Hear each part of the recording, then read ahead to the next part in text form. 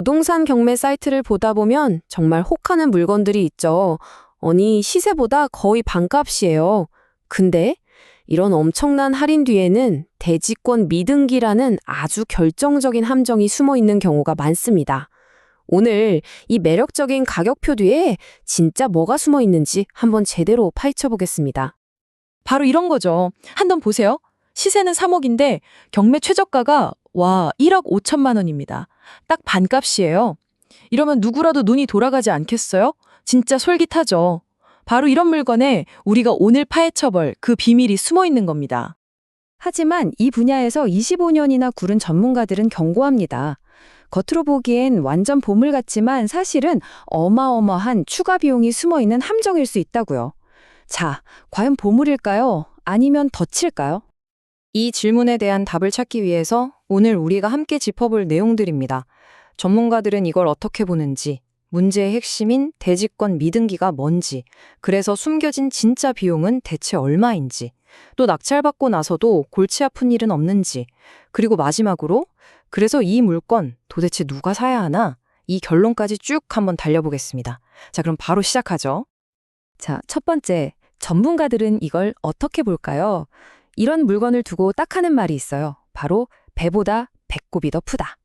이게 무슨 말이냐면 싸다고 샀는데 나중에 알고 보니 추가로 내야 할 돈이 낙찰가보다 더 클 수도 있다는 아주 무서운 경고입니다.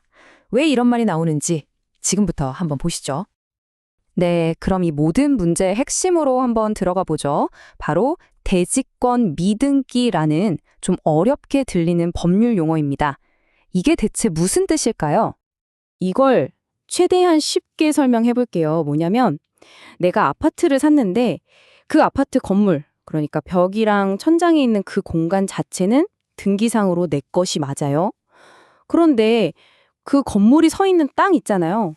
그 땅에 대한 내 즉 지분이 아직 서류상으로 내 이름으로 등록이 안 된 상태인 거예요. 한마디로 건물 등기 따로, 땅에 대한 권리 따로 이렇게 분리되어 있는 거죠. 자, 이 말을 들으면 아마 여러분 머릿속에 딱 하고 떠오르는 걱정이 있을 겁니다. 잠깐만. 그럼 땅 주인이 따로 있다는 거잖아? 그 사람이 갑자기 나타나서 내 땅에서 나가! 이러면 나 쫓겨나는 건가? 건물 부숴야 하나? 이런 공포감이 확 들죠. 자, 결론부터 말씀드리면 다행히도 그럴 일은 없습니다. 우리 법에 아주 중요한 일체성의 원칙이라는 게 있거든요. 이게 뭐냐면 아파트 같은 집합 건물은요, 건물하고 그 건물이 깔고 앉은 땅을 사용할 권리를 절대로 떼어서 팔 수 없다는 원칙이에요. 그러니까 원래 주인이 합법적으로 분양받아서 살았다면 그걸 낙찰받은 여러분도 땅을 사용할 권리를 그대로 물려받는 겁니다.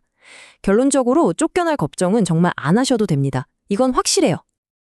그럼 쫓겨날 걱정도 없는데? 도대체 뭐가 문제라는 걸까요? 진짜 문제는 바로 돈입니다. 쫓겨나지는 않아요. 하지만 생각지도 못했던 정말 어마어마한 액수의 청구서가 여러분 앞으로 날아올 수 있습니다. 여러분이 이 아파트를 손에 넣기 위해 내야 할 진짜 비용은요, 그냥 낙찰가 하나로 끝나는 게 아닙니다. 자, 계산을 한번 해볼까요? 일단 여러분이 써낸 낙찰가에다가 첫 번째로 원래 주인이 안 냈던 땅값, 즉 미납 분양대금 원금이 더해집니다. 두 번째, 이게 진짜 무서운데 그 원금에 대한 연체이자가 붙어요. 이게 몇 년씩 쌓이면 정말 어마어마하거든요. 그리고 마지막으로 이 모든 걸 정리하는 데 들어가는 법무비용까지. 이 모든 걸 다 더해야 비로소 진짜 내 돈이 얼마 들어가는지가 나오는 거죠. 그래서 제가 오늘 드리는 말씀 중에 이게 제일 중요합니다. 진짜 별표 5개짜리예요.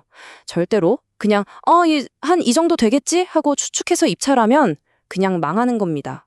입찰하시기 전에 무조건 시행사나 건설사 사무실에 직접 가셔야 돼요. 가서 이 집 제가 낙찰받으면 추가로 내야 할 돈이 원금, 이자 합쳐서 총 얼마입니까? 이걸 물어보고 반드시 서면으로, 종이로 딱 받아두셔야 합니다. 자, 이 그래프를 보시면 훨씬 이해가 쉬우실 거예요. 여기 보세요. 내가 1억 5천에 낙찰받아서 와 대박이다 하고 좋아하고 있었는데 알고 보니까 숨겨진 비용, 즉 미납금이 무려 1억 원이나 있었던 거예요. 그럼 결국 이 아파트를 사는데 들어간 내 진가돈은 얼마죠? 네, 2억 5천만 원이 되는 겁니다. 물론 시세 3억짜리니까 여전히 싸다고 할 수는 있죠. 하지만 처음에 기대했던 반값과는 완전히 다른 이야기가 되는 겁니다. 자, 그럼 어떻게든 돈을 다 마련해서 냈다고 칩시다. 그럼 이제 끝일까요? 아니요. 안타깝게도 이 대지권 미등기 아파트는 돈 문제에서 끝나지 않습니다. 낙찰 후에도 여러분을 기다리는 골칫거리들이 더 남아있거든요. 첫 번째 골칫거리는 바로 대출입니다. 은행 입장에서 한번 생각해 보세요. 서류상으로 땅 주인이 불분명한 물건에 선뜻 돈을 빌려주고 싶을까요? 당연히 꺼려하죠. 그래서 우리가 흔히 생각하는 주택담보대출, 특히 경락잔금 대출이 거의 안 나온다고 보시면 됩니다. 한마디로 현금 박치기를 해야 할 가능성이 아주 높은 거죠. 그리고 두 번째 문제는 나중에 이 집을 다시 팔 때 생깁니다. 이걸 전문 용어로 한금성이 낮다고 하는데요. 생각해 보세요. 내가 팔 때 이 집을 사려는 다음 사람도 똑같은 대출 문제에 부딪히겠죠? 그러니까 급하게 돈이 필요해서 팔아야 할 때 제값을 못 받거나 심지어는 사겠다는 사람 자체를 찾기 어려울 수도 있는 겁니다. 마지막 세 번째 골칫거리는 이 불안정한 권리를 온전한 내 것으로 만드는 과정 그 자체입니다. 즉, 대지권 등기를 내 이름으로 옮겨오는 절차가 생각보다 훨씬 복잡하고 머리 아플 수 있어요. 심한 경우에는 시행사가 협조를 안 해줘서 결국 소송까지 가야만 등기를 받아올 수 있는 일도 비일비재합니다. 자, 지금까지 좋은 점, 나쁜 점, 숨겨진 비용, 그리고 골칫거리까지 전부 다 알아봤습니다. 그럼 이제 최종 결론을 내릴 시간입니다. 이 대지권 미등기 아파트, 도대체 어떤 사람이 사야 하는 걸까요? 누구를 위한 물건일까요? 여기 화면을 보시면 답이 명확하게 나옵니다. 딱 두 가지 경우로 나눠볼 수 있어요. 먼저 내가 직접 들어가서 살 집, 즉 실거주 목적이라면요. 낙찰가랑 숨겨진 비용까지 전부 현금으로 낼 수만 있다면 사실 거주하는 데는 아무 문제가 없으니까 뭐 괜찮은 선택이 될 수도 있습니다. 하지만 싸게 사서 비싸게 팔겠다는 투자 목적이라면 이야기가 완전히 달라집니다. 아까 말씀드린 대출 문제, 나중에 팔기 어려운 문제, 이런 것들 때문에 수익을 내기가 너무 어려워서 이건 고위험 투자로 분류해야 합니다. 자, 그럼 이제 정말 맨 처음으로 돌아가서 다시 한번 물어보겠습니다. 이 모든 걸 알고 난 지금 이 대지권 미등기 아파트는 여러분에게 보물로 보이시나요? 아니면 덫으로 보이시나요? 정리해드리겠습니다. 최종 결론입니다.